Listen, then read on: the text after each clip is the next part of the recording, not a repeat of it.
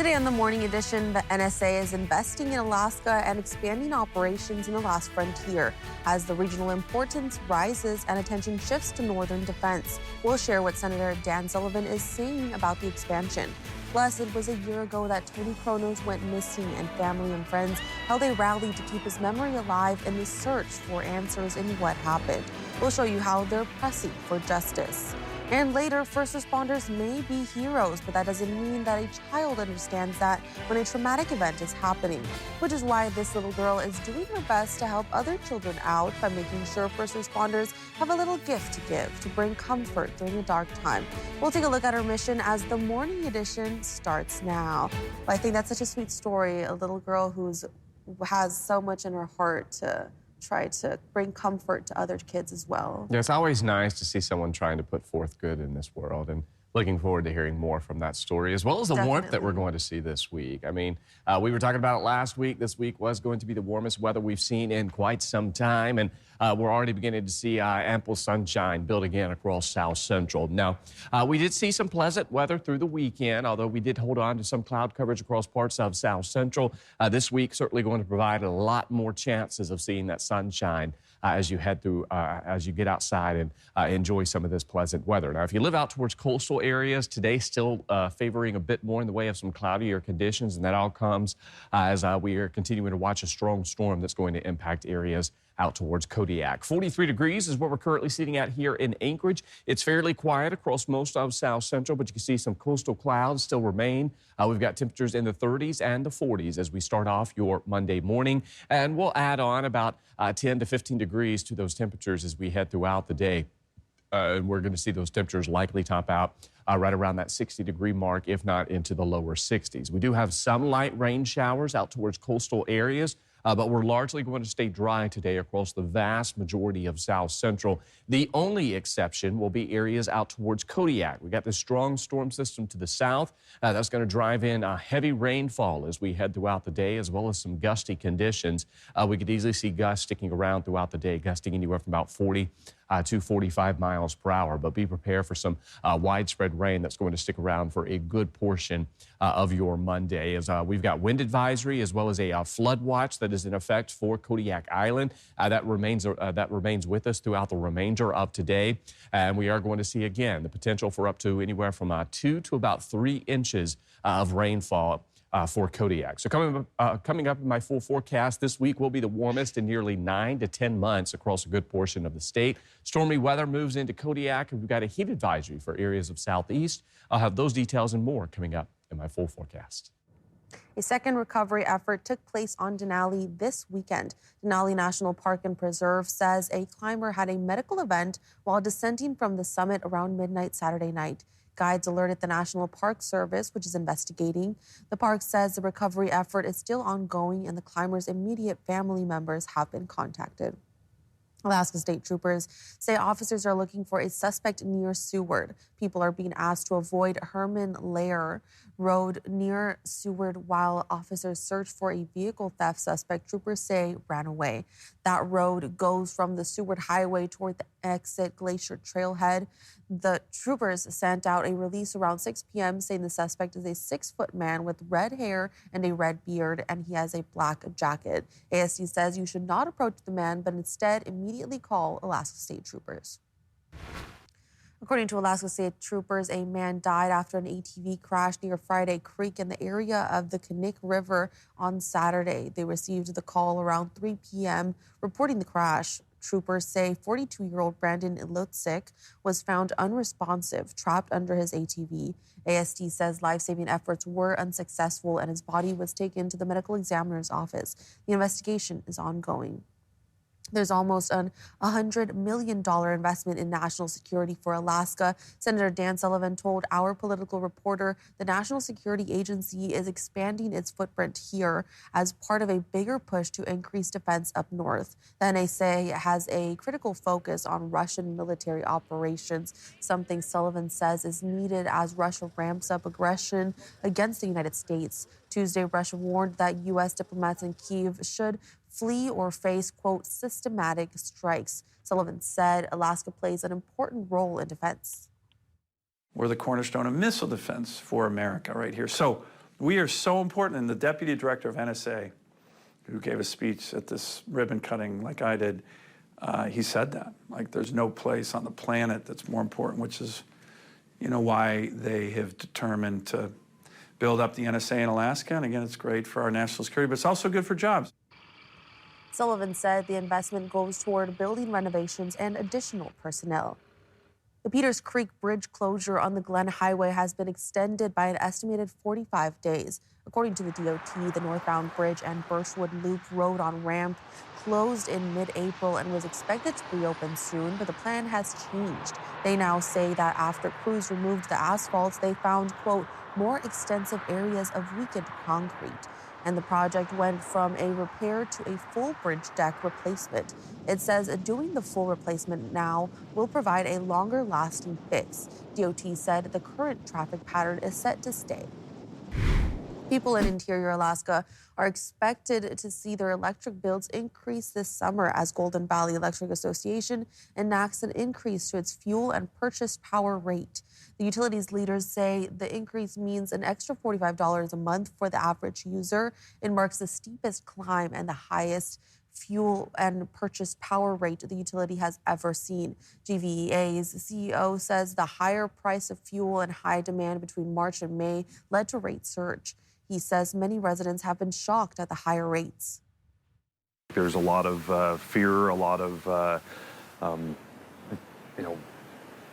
people being upset about it, obviously, because it is a big impact and it impacts our members greatly. And again, this is something we don't take lightly. We recognize that there is a big impact to our membership. But unfortunately, this is where we're sitting today to keep reliability up for our membership. We're running units that are less efficient or reliant on expensive fuel sources.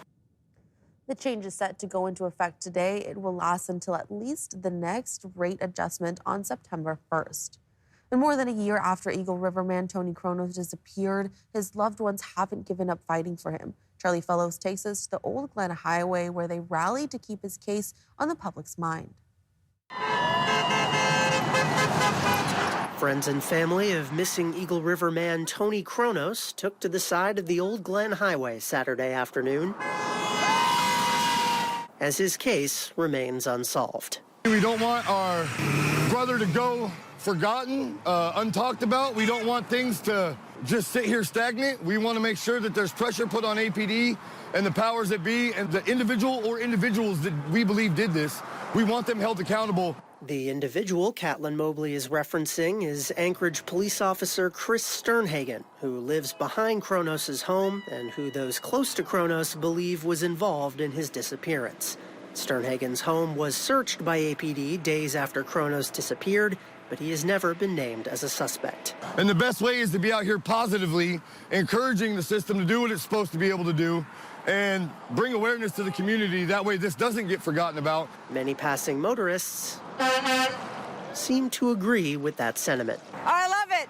I can't stop smiling. I'm just so happy that everybody's coming together. It really does make me happy. Community support lifted their spirits, but provided little in the way of closure. For that, Mobley says the ball is in the police's court. We need to make sure that APD does their job, because what if this was your son, your mother, your father, your loved one of any kind? Nothing about my brother's personal life should be taken into account here.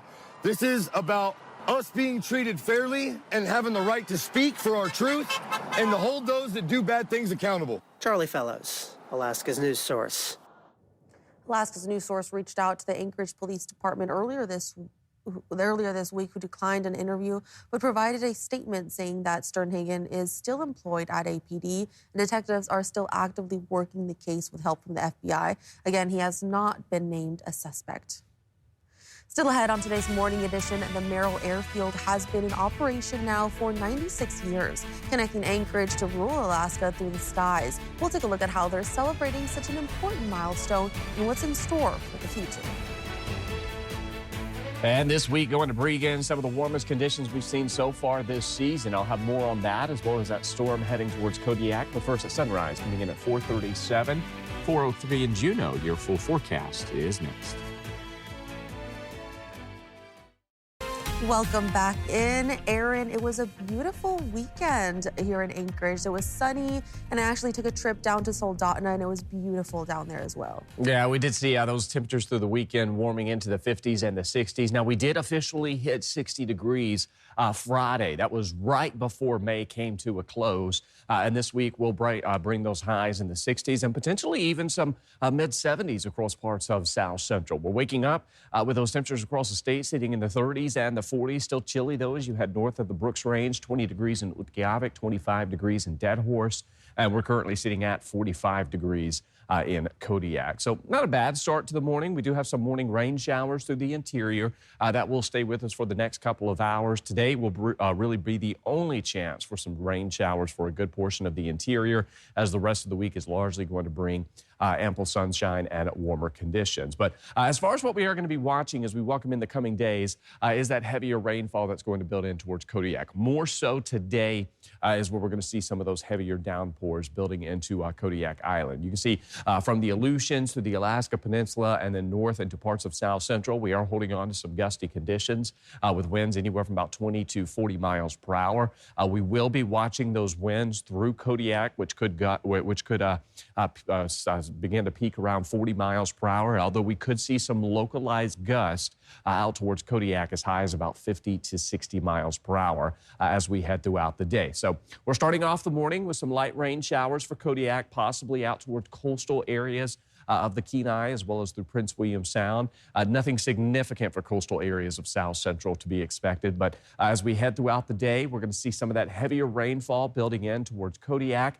This is going to set in as we head through the mid-morning and early afternoon, and that's going to carry us into the evening hours, overnight on into your Tuesday. You can see that rain continues, and then it begins to kind of fall apart as we head into your evening hours Tuesday on into Wednesday, as that kind of backs off out towards the Alaska Peninsula and then through parts of the eastern Aleutians. There is that flood watch that remains in effect for Kodiak Island from today on through at least June 3rd for that potential for several inches of that rainfall accumulation. Now, again, we can't rule out just a few hundredths of an inch of rain, if not some locally higher amounts for coastal areas. But out towards Kodiak, this is where we could see anywhere from about 1 to 3 inches of rain accumulation. Some of the heaviest rain that we will see will be for southern parts of the island, where we're going to see the bulk of that precip. But be prepared for that potential that we could see up to 2 to 3 inches of that rainfall for Kodiak Island. In addition to that, you'll also see those gusty conditions that will stick around.